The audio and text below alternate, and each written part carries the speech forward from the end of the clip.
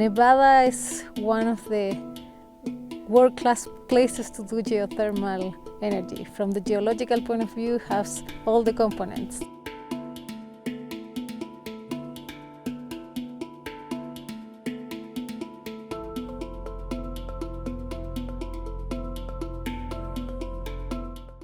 Nevada is really a fantastic place for geothermal energy exploration. We are situated in the Great Basin, so basin and range topography, where we have extension going on.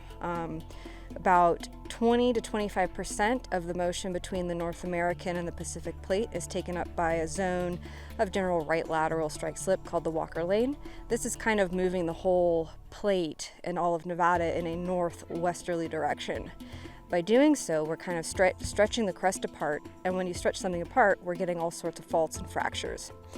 These areas all provide great locations for fluid flow and also heat. And so those are two key components for geothermal energy in the state, actually anywhere. So a lot of these faults that we see along each of these mountain ranges that you can see behind me, all have some of these faults on them. Smaller faults are better for geothermal energy.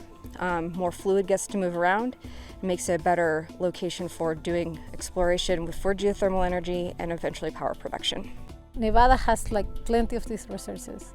We could be able to probably power all the state and the state of Nevada, but also export energy if we develop the resource much better.